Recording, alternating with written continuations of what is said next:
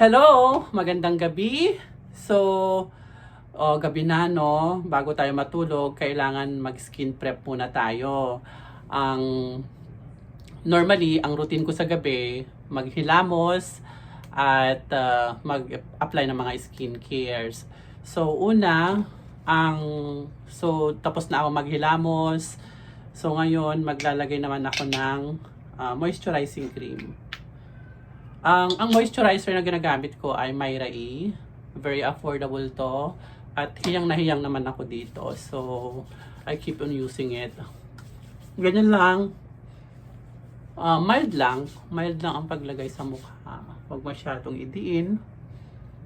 Tapos, so habang nag-skincare ako, mga kasolo,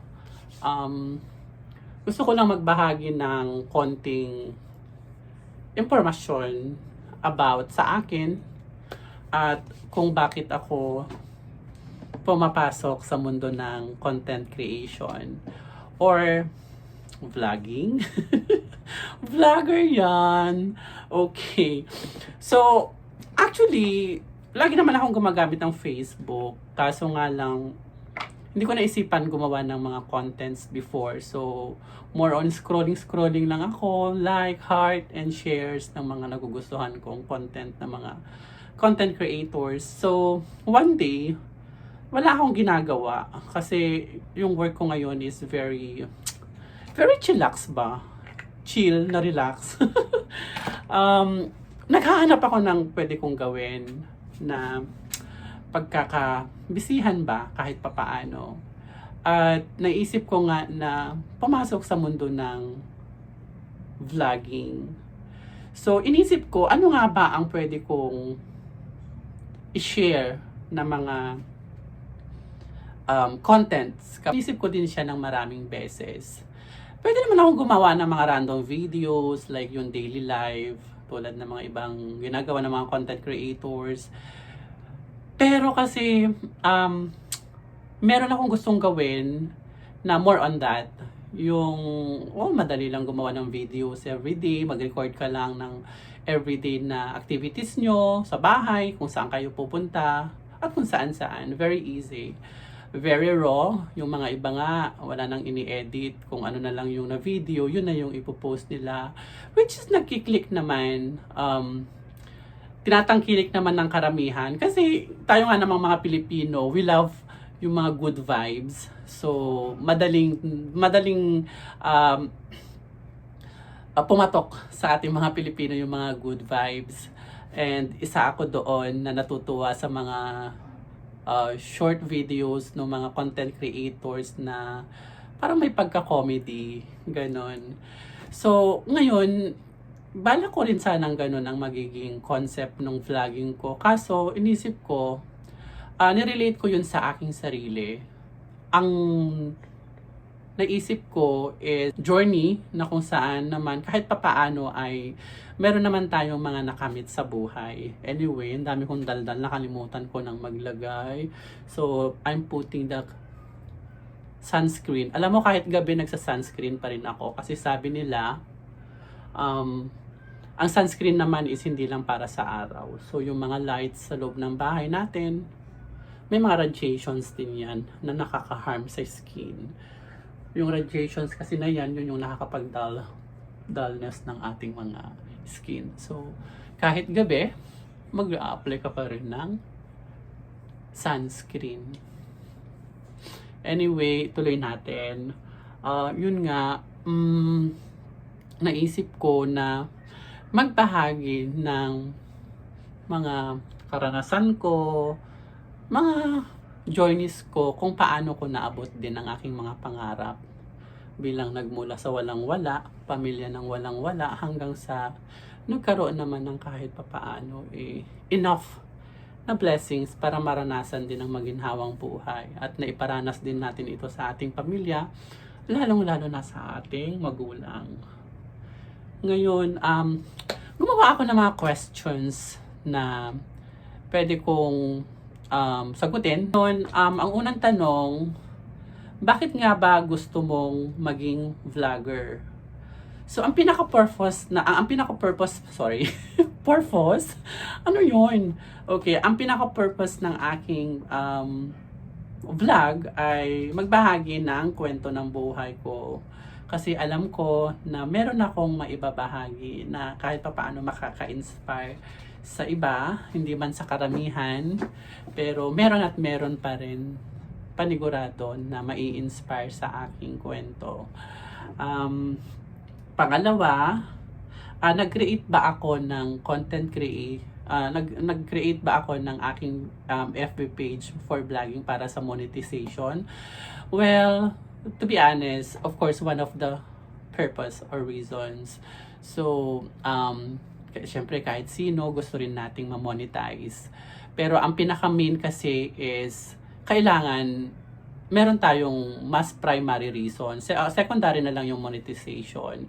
Kasi kung magfo-focus tayo sa monetization, madali tayong madi-disappoint, mawawalan ng gana. Kasi ang vlogging naman, hindi naman 1, 2 linggo, 1 buwan, kikita ka na dadami na yung followers mo. Alam ko hindi naman ganyan ang mundo ng content creation. Base na rin sa mga kwento ng mga malalaking vloggers na ngayon. Siyempre, nag-umpisa sila sa walang-wala, walang followers, walang nagla-like, walang nag-share, walang nagfa-follow. Well, nararanasan ko din yan ngayon. So, very few pa lang yung mga nagre-react. Pero marami namang views. Bakit kaya hindi sila mag-follow? Nag-view naman sila sa mga videos ko. Well, anyway, siguro may mga dahilan din sila. Maaring hindi nila nagustuhan yung content, hindi nila nagustuhan yung post, yung picture. Well, lahat naman tayo may kanya-kanyang preferences. So, kung hindi nila nagustuhan, that's totally fine. Magpatuloy lang tayo sa ating ginagawa. Magpatuloy lang tayo sa ating goal. 'Di ba? Ang goal naman natin is to share and to inspire. So, ang pagbabahagi ng kwento naman kasi sa vlogging is hindi naman dapat kailangan makinig kayo sa akin, 'di ba? Kailangan tanggapin niyo kung ano yung mga sinasabi ko. It's not about that. It's more on hintayin natin kung kailan nila magugustuhan ng ating creations. So, ang dami ko nang nasabi, hindi pa tapos ang aking guys, naglalagay din ako ng lip gloss kasi syempre nagda-dry din yung lips natin, hindi naman ako sorry, I'm not putting any makeups, yan lang. I'm not putting powder. Very simple lang, no? Magpatuloy tayo sa aking vlogging. Ano ang mga ini-expect ko sa pag-vlog or sa pagiging content creator? Una sa lahat, alam kong mahirap ang vlogging. Alam kong hindi agad-agad magugustuhan ng tao na i-follow ka. Hindi lahat ng tao na target mo sa iyong vlogging magugustuhan nila yung content mo. Ang isa lang naman ang masisigurado ko doon, hindi man lahat pero meron magkakagusto sa mga content mo. At yung mga yon, kahit konti lang sila, yun yung magiging motivation mo na at least kahit papaano may nanonood, may nagkakagusto sa mga content mo, merong gustong manood sa'yo. So kahit iisa, dalawa, 3, o sabihin na nating 10 yung mga yan. Kahit yan lang yung bilang, mahalaga, meron at merong nanonood at ipagpatuloy mo lang yung ginagawa mo. Natin ang mga naging diskarte natin sa buhay. Sa ngayon, hindi ko pa maisa-isa. Very malawak po kasi yung ibig sabihin ng maging successful, yung maging naging diskarte. Inaayos ko pa po siya. So, ang ginagawa ko po ngayon kasi dahil nga bago lang po ako sa vlogging, inaayos ko muna yung mga concepts. Talagang kinakapa ko pa po kung saan ako mag-uumpisa.